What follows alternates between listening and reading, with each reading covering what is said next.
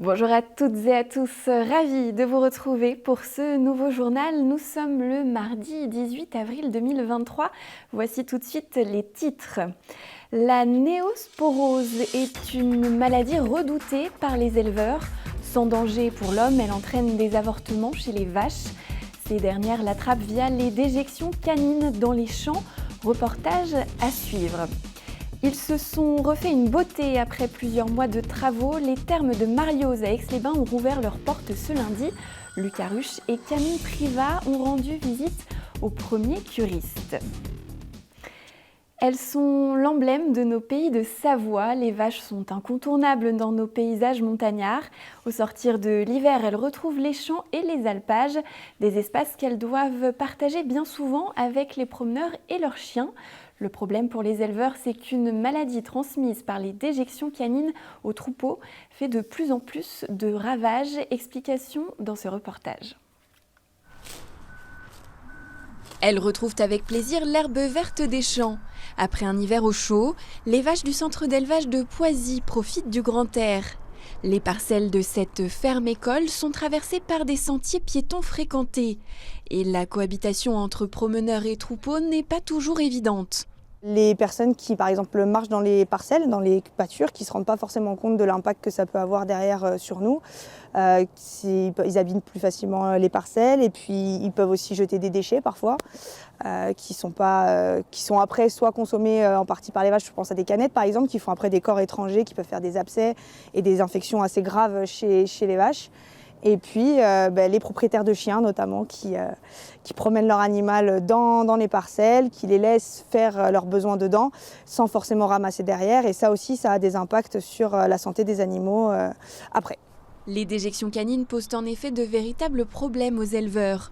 C'est par ces dernières que les chiens peuvent transmettre aux vaches la néosporose, une maladie qui se propage à vive allure dans les troupeaux de nos départements, comme partout en France. Le chien va venir manger soit du placenta, soit un avorton déjà contaminé par le parasite, donc qu'il peut trouver dans un champ ou dans une fumière. Et en fait, ce parasite, chez le chien, il y a quelque chose chez le chien qui va lui permettre de se développer, de se reproduire. Et ensuite, quand le chien va venir faire ses besoins dans une parcelle, dans un champ, du coup, il va déposer en fait ce parasite. Et c'est là où la vache, quand elle va venir manger, s'alimenter, et elle va ingérer le parasite. Et là, il y a deux risques possibles, soit qu'elle avorte, soit si le veau survit, soit qu'elle le transmette à sa descendance. Et là, ce qui est compliqué, c'est que sa descendance va garder le parasite et va le transmettre ensuite à sa descendance ou aussi avorter à son tour. Inoffensive pour l'homme, asymptomatique dans la grande majorité des cas chez le chien, la maladie a donc des conséquences importantes pour les éleveurs. Tenir son chien en laisse ou l'empêcher de franchir les clôtures sont donc des gestes essentiels qu'il rappelle régulièrement aux promeneurs. En bref, la préfecture de Haute-Savoie reconnaît l'état de catastrophe naturelle pour la commune de Serraval. Un mouvement de terrain s'y était produit en décembre dernier. Les personnes touchées ont jusqu'au 13 mai pour déclarer les dommages subis à leur assurance, si ce n'est pas déjà fait, bien sûr. Au lendemain de l'allocution du président de la République, la mobilisation contre la réforme des retraites se poursuit. En Tarentaise, depuis 44 jours maintenant, la centrale hydroélectrique de l'Abatis est aux mains des grévistes. La production est donc à l'arrêt. Emmanuel Jaude s'est rendu sur le piquet de grève savoyard. Comme chaque jour depuis un mois et demi, le geste est devenu un rituel. Un baril pour une nouvelle journée de mobilisation. Car face à la réforme des retraites, ce sont près de 150 salariés issus des différents sites de production hydroélectrique de la Tarentaise qui ont choisi de faire cause commune pour prendre possession de l'une des structures clés du réseau. Donc nous on a la chance sur le piquet de grève de l'Abatis, c'est qu'il est en interprofessionnel et en intersyndical. Ça veut dire qu'on a le soutien des agents EDF, mais pas que. On a le soutien d'RTE, on a le soutien d'Enedis qui vient régulièrement sur le piquet nous soutenir. Ça nous permet de tourner au niveau des effectifs. Ça veut dire qu'on essaie de se répartir des demi-journées, des journées de grève afin de lisser un petit peu ces heures de grève et pas avoir un salaire à zéro à la fin du mois. Le but, c'est pas de dégrader ce que les anciens ont construit et quelque chose aujourd'hui qu'il va falloir valoriser dans les années à venir par rapport à l'écologie. Donc effectivement, on a toujours des agents qui sont présents pour assurer la sûreté et la sécurité de l'aménagement. Dotée d'une puissance maximale initiale de 600 MW, la centrale de la Bâtie est donc à l'arrêt depuis 44 jours maintenant, participant au manque à gagner substantiel pour EDF qui a chiffré il y a quelques jours à peine à 1 milliard d'euros les pertes de production liées aux grèves contre la réforme des retraites au niveau national. Ne serait-ce que sur la Savoie, il y avait aussi Superbisort qui est en Maurienne qui a tenu 30 jours. Il y a le Sheila à l'entrée de l'Isère qui a tenu 33 ou 34 jours. On a eu Grand Maison aussi, donc la plus grosse centrale de production hydraulique qui a tenu 40 jours. Donc là, il y a certains piquets qui ont été rendus, qui vont être repris. On a aussi Vouglan et voilà, côté Jura. Et avec la production nucléaire et le thermique à flamme aussi qui a pris sa part. On était sur les grosses journées à un tiers de la consommation française qui était bloquée aux mains des grévistes. Après, le site de la Bâtie, c'est aussi un des sites les plus rentables, on va dire, économiquement pour l'entreprise sur la production hydraulique. Donc on ne l'a pas choisi n'importe comment non plus. Bénéficiant en effet de la proximité de la route nationale, la centrale de la Bâtie est un site hautement symbolique pour les grévistes et sur lequel la mobilisation va se poursuivre, en tout cas jusqu'au 1er mai. Et restons en Savoie, pas très loin d'ailleurs de la Bâtie, avec ces quelques travaux à vous signaler. Le tunnel de Ponceran et la trémie de Champoulet sont en chantier à Moutier. Cette maintenance entraîne des modifications de la circulation depuis lundi. Jusqu'au 22 avril, la circulation s'effectuera à double sens avec une voie par sens sur la chaussée montante dans les gorges de Ponceran. Pour les usagers allant de la vallée des Bellevilles vers Albertville, la bretelle d'entrée 40 sera fermée.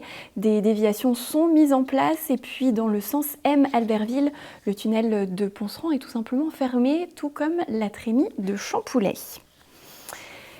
Ils ont fermé eux aussi pour travaux pendant plusieurs mois, mais ça y est, depuis lundi, les thermes de Marlioz à Aix-les-Bains ont rouvert leurs portes aux curistes. Leur rénovation a coûté 4 millions d'euros et les cures ont été totalement repensées. Santé et bien-être sont encore davantage au cœur du parcours thermal, comme nous l'expliquent Luc Aruche et Camille Privat.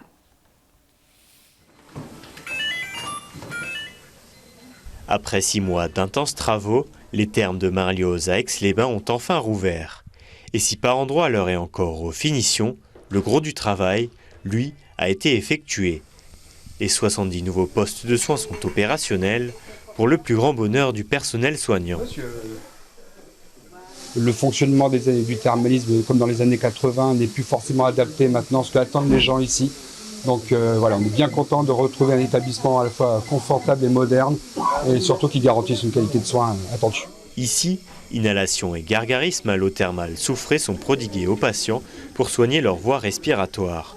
Pour les curistes les plus habitués des lieux, ces travaux de rénovation tombent donc à point nommé. Pour les soins, avant, on changeait de salle. Un soin ici, un soin dans une autre salle, un soin dans... Là, on a un poste de travail où on peut faire la totalité des soins. Donc ça, c'est plus confortable. Et puis, il y a moins de temps d'attente. Jadis fréquentés par Napoléon III, les thermes de Marlioz se sont désormais démocratisés. À travers ces importants travaux, le domaine a surtout voulu repenser sa conception des thermes. On a envie de sortir aujourd'hui un peu de ce qu'on pouvait avoir comme image des thermes et des cures thermales. Aujourd'hui, on a vraiment la vocation de penser plus pleine santé, d'ouvrir la partie cure en fait à tout le monde, que ce soit un soin qui puisse être proposé et accessible pour tous et moins réservé uniquement à la partie curiste. Après avoir modernisé ces thermes, le domaine de Marlioz ambitionne désormais de rénover le parc et les fontaines qui l'entourent. Nous arrivons au terme de ce journal. Merci de l'avoir suivi. Merci à Xavier Bouquet à la réalisation et à Thierry Paulme au son. Merci également à tous les journalistes de la rédaction. Dans un instant, la météo suivie d'une rediffusion de votre émission L'Aparté de la Rédac. Je vous donne rendez-vous ce mercredi pour un nouveau point complet sur l'actualité de nos Savoies. D'ici là, prenez bien soin de vous et passez une excellente soirée sur 8 Mont Blanc, bien sûr.